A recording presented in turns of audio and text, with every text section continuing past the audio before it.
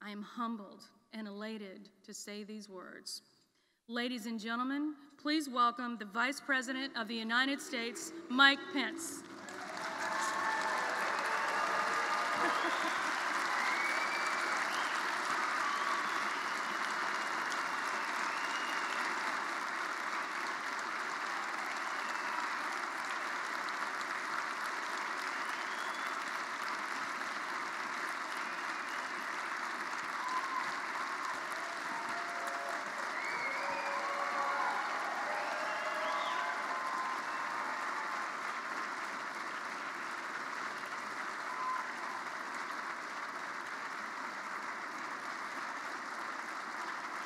Thank you so much.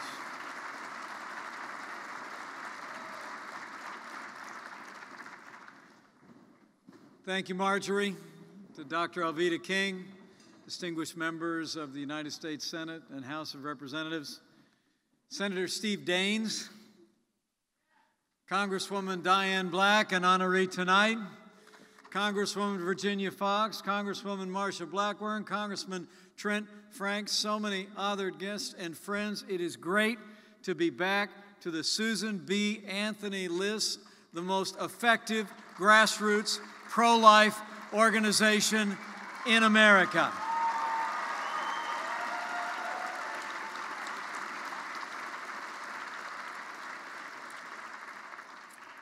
I'm just delighted to be with you tonight. And I bring greetings from my friend, a great champion for life, and the 45th President of the United States of America, President Donald Trump.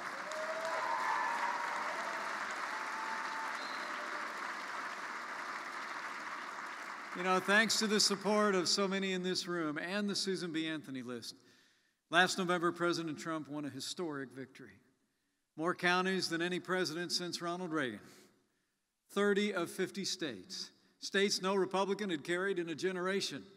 President Donald Trump turned the blue wall red, and SBA was there every step of the way.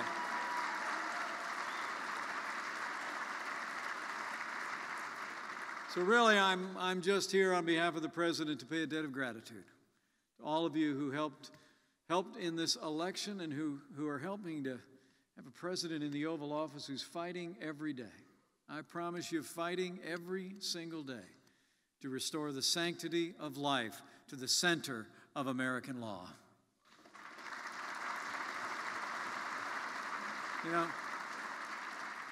it really is great to be back to the 10th annual Susan B. Anthony List Gala. This organization, 25 years in the making, 25 years strong, is named after the leading light of the women's rights movement in the 19th century, a leader who fought tirelessly to empower her fellow women and to secure for them the rights that were and are and ever will be their birthright. And so we remember and honor Susan B. Anthony tonight. Today, women leaders of the pro-life movement, I believe, are Susan B. Anthony's heirs.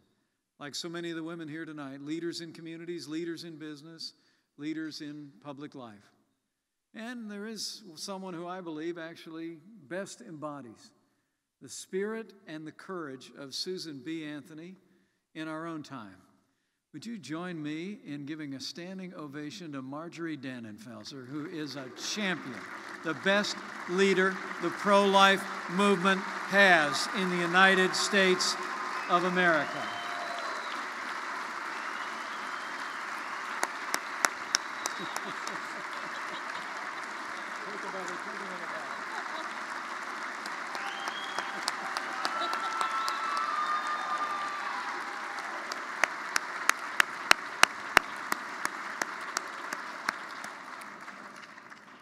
You know, as I look out across this room, I see more friends than I can count. We fought together, we've prayed together, we've believed together. It's really hard for me to express before my friends of so many years the deep humility and gratitude that Karen and I feel. To stand before you today, for my years in the Congress, my years as a governor, as the 48th Vice President of the United States of America. And I want to thank you. Thank you for the privilege to serve. Thank you for giving my family the opportunity to serve this country. You know, I actually spoke at this very gala. I think Marjorie mentioned it back in 2011. But so much has changed since the last time I was here. 6 years ago, I came here after the Susan B. Anthony list helped restore a pro-life majority in the House of Representatives. And now, thanks to you, thanks to your tireless work, your support, and your prayers, today we have a pro-life majority in the House of Representatives, a pro-life majority in the United States Senate, and we have a pro-life President of the United States.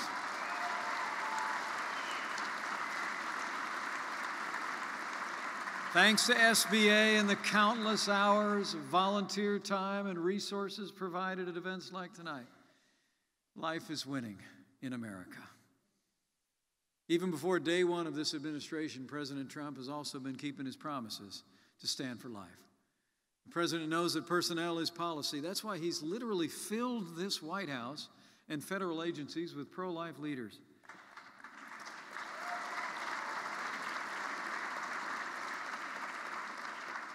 Like I'm telling you anything here tonight, you've already heard from Kellyanne Conaway, the counselor to the President who's with us here tonight. Would you stand up, Kellyanne? This is a great, great champion for life.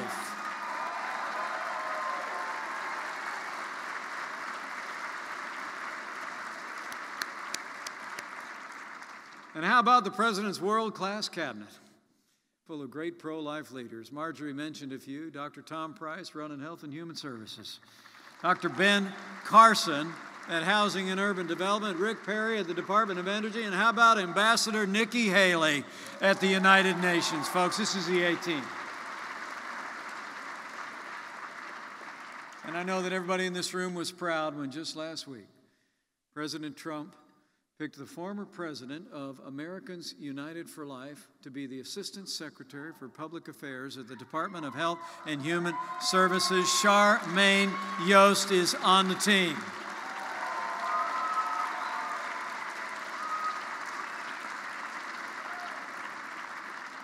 You know, for the first time in a long time, America has an administration that's filled top to bottom with people who stand without apology for life. But it's not just the people. It's also the pro-life policies that President Trump is implementing across the board. In his first week in the Oval Office, President Trump reinstated the Mexico City policy, preventing taxpayer-funded foreign aid from paying for abortion or promoting abortion beyond America's borders.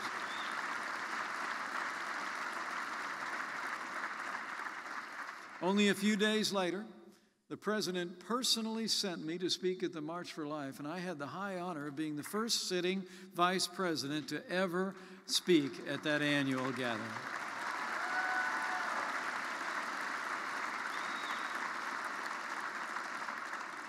And make no mistake about it, he was the one who sent me. Kellyanne was there, she knows. Karen and I were honored to represent him. I'll never forget, the Prime Minister of England was actually visiting that day. It was a busy day for the President. And he was unable to break away to make that traditional phone call that every Republican president has made since the days of Ronald Reagan to the March for Life. I was standing by his desk in the Oval Office. Remember Kellyanne? Standing by his desk, and I said fairly shyly, well, you know, they invited me too. And he immediately said without hesitation, you go and tell them we're standing for the right to life.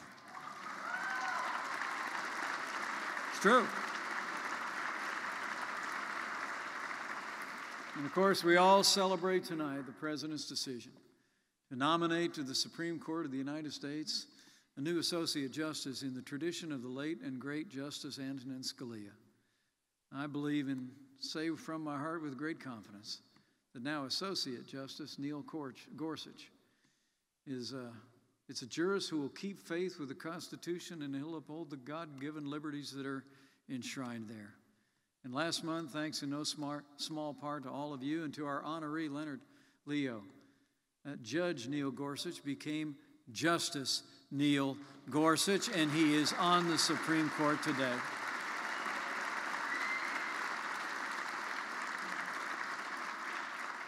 My friends, President Trump's been keeping his promises to all of you and to the American people. I like to say that in this administration, we're in the promise-keeping business.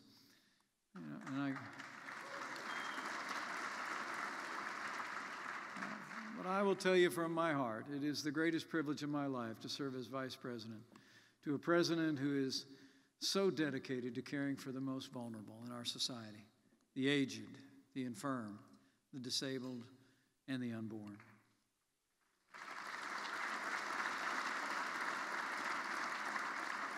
My family and I are humbled to play even a small role in this historic time for our principles, the principles that we all hold dear. Just over 1 month ago, at President Trump's direction, I walked up the steps of the United States Capitol to do my duty as the President of the Senate. That day, the Senate had deadlocked on a crucial bill that was personally important to President Trump and to all who cherish life. On that day, at the President's direction, as President of the Senate, it was my privilege to cast the tie-breaking vote to give states the power to withhold taxpayer funding from abortion providers at the state level.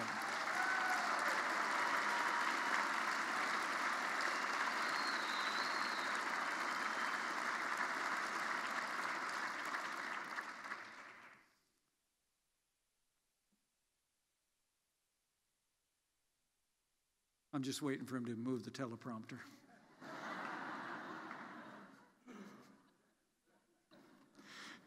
The day the President signed that very bill into law did not mark the end of our fight to keep federal taxpayer money out of the hands of abortion providers.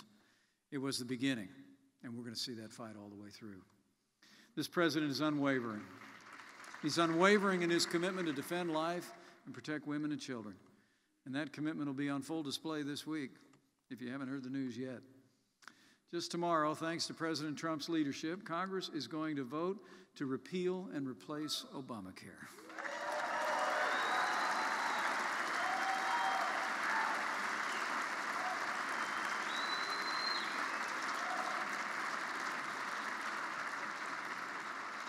And when they vote to repeal and replace Obamacare, we will finally defund Planned Parenthood.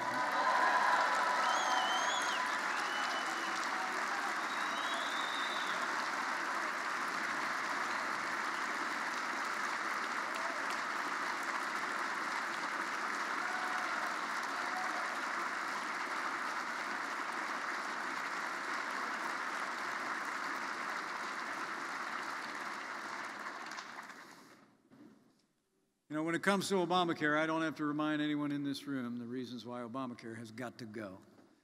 Despite all the promises that were made, despite the tireless work of everyone in this room to stop it so many years ago, Obamacare has allowed taxpayer money to be used to purchase health insurance that covers abortion, among all of its other failings.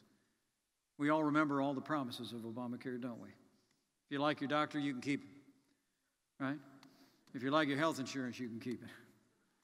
Remember, they promised you that health insurance premiums would go down. All the promises of Obamacare have been broken. And tomorrow, we begin the end of Obamacare once and for all.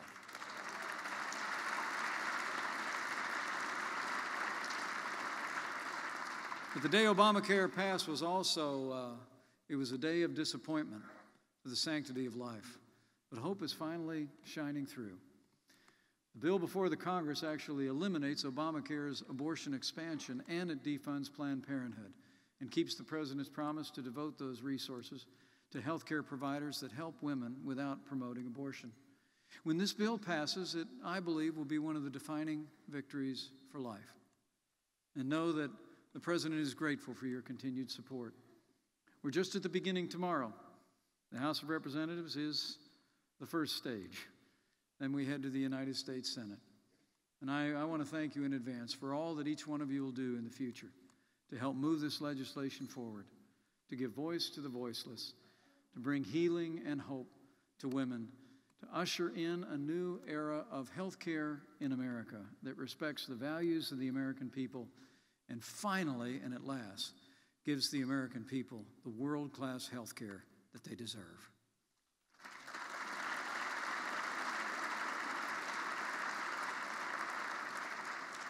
My friends, life is winning in America, and SBA is one of the big reasons why. Your support here tonight is making a difference in the cause of life in America, and I hope you know that. The President and I just came to say thanks. Life is winning through the steady advance of so many areas of science that illuminate almost on a daily basis when life begins. Life is winning through the generosity of millions of adoptive families who open their hearts and homes to children in need. And life is winning through the compassion of caregivers and volunteers at crisis pregnancy centers and faith-based organizations who minister to women in cities and towns across America. Life is winning, I believe, also through the quiet counsel between mothers and daughters, grandmothers and granddaughters, between friends across kitchen tables and coffee on college campuses. I think the truth about abortion is being told. Compassion is overcoming convenience, and hope is defeating despair. Life is winning in America because of all of you, because of your support and your prayers. I truly believe we've come to a pivotal moment in the life of this movement, the life of our nation. And in this moment, President Trump needs all of you to let your voices be heard, to continue to stand up and speak out, as if it's the most important moment in the history of our movement, because it is. We need every ounce of your energy and enthusiasm. We need your determination and conviction, your passion, and we need your prayers. We need you to continue to embody the spirit of Susan B. Anthony, the namesake of this organization and our gala tonight, a great defender of women's rights. You know, in the rotunda of the United States Capitol stands a statue to that extraordinary American hero and her sisters in arms, Lucretia Mott and Elizabeth Cady Stanton. It truly is a beautiful depiction, immortalizing their grace, their courage, their steely strength. But for all its beauty, those of you that have seen the statue know that it still remains unfinished. The smooth and gleaming marble of those visionaries contrasting with the rough, unhewn block of stone behind them. I've often wondered what that unfinished statue represents, but now I think I know. The work that Susan B. Anthony and her compatriots began so long ago has not been completed, and so the statue remains unfinished. Yes, the strides toward freedom that they boldly made will echo always, securing suffrage rights for women being chief among them.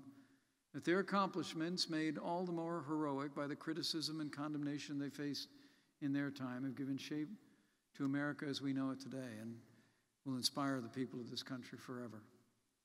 But of all the wrongs that women faced, that Susan B. Anthony and her fellow freedom fighters fought to right, too many still survive to this day, and abortion is the worst of it. That's why we gather here. That's why with President Trump we march forward to complete their mission, to complete their work. Today, tomorrow, and every day hence, let us strive with all our might to finish the work that Susan B. Anthony started, to ensure that the timeless promises of the Declaration of Independence, of life, liberty, and the pursuit of happiness ring true and are preserved, not only for ourselves, but our posterity. And this I know we will do. You know, on January 20th, when I took my oath of office, I only had two decisions to make. One was who would administer my oath of office, and I chose Justice Clarence Thomas.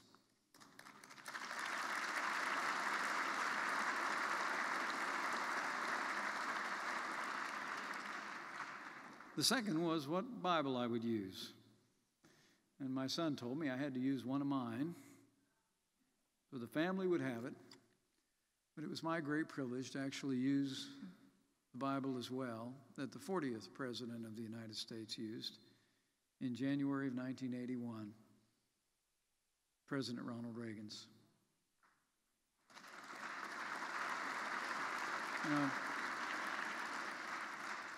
I'll never forget, the tradition is that you open the Bible to a particular verse. I did it when I was governor, and I did it that day. I opened the Bible to the verse that I had chosen. It was the same verse that I most often quoted on the campaign trail as I traveled around the country campaigning on behalf of President Trump and with President Trump.